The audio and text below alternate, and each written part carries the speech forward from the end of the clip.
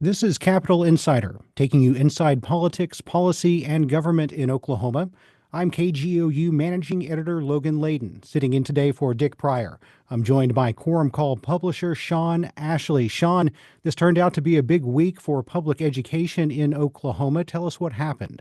Yes, it really was. On Tuesday, Ryan Walters submitted his resignation as Superintendent of Public Instruction, and that cleared the way for Governor Kevin Stitt to appoint someone to fill that position.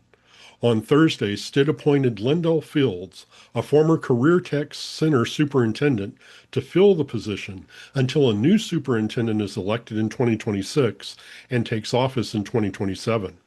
But the governor went well beyond that, and he named what he called a turnaround team to assist Fields in taking over the State Department of Education. He also appointed two new State Board of Education members and a new education secretary. Stitt said, "Today isn't just about a new leader for the Oklahoma Department of Education. It's really about a new mindset and a new movement." Well, tell us about Lindel Fields, the new superintendent of public education. Fields has over 30 years of experience in Oklahoma's career tech system. He began his career in 1991 as an educator at the Dick Connor Correctional Center and was promoted to Director of Instruction, overseeing correctional training programs statewide. He later served as assistant director at Central Tech before joining Tri-County Technology Center, which is headquartered in Bartlesville in 1999, where he became superintendent and chief executive officer in 2009. Under his leadership, the Tech Center won a number of awards, and Fields retired in 2021.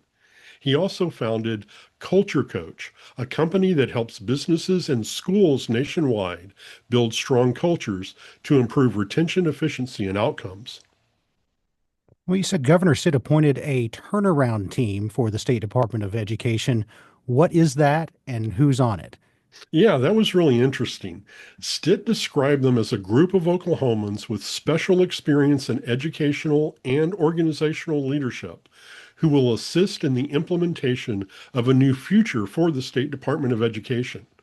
The team includes Megan Oftedal, who was serving as the Oklahoma Educational Quality and Accountability Commission Director, Kristen Stevens, Chief Financial Officer for Tulsa Public Schools, Tom Newell, Stitt's Chief of Staff, who also served in the Oklahoma House from 2010 to 2016, Tara Thompson, who is Chief Communication Officer for Broken Arrow Public Schools, and Nellie Sanders, who until Thursday was Stitt's Secretary of Education.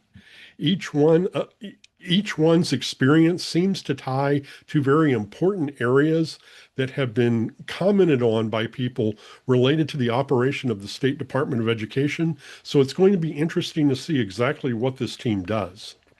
Well, one of those turnaround team members you mentioned is Nellie Sanders, who was Stitt's education secretary. Who did he appoint to replace there? He appointed Dr. Dan Hamlin.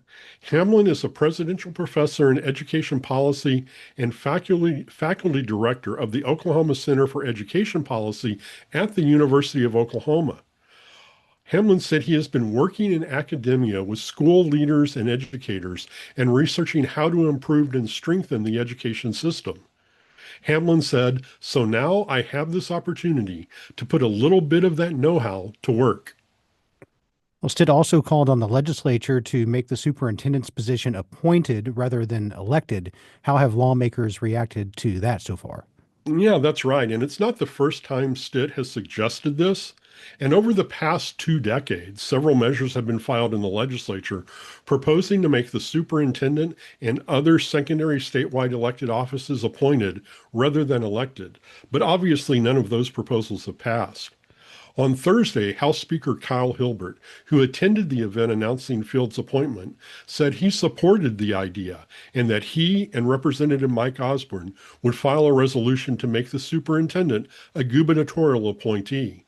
On the other hand, several House Democrats, including House Minority Leader Cindy Munson, have already expressed opposition to the proposal.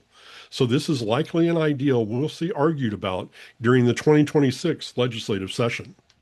Well, thanks, Sean. You're very welcome. For more information, go to quorumcall.online. You can find video of Capitol Insider segments on the KGOU YouTube channel. Audio and transcripts are at kgou.org, and look for Capitol Insider where you get podcasts.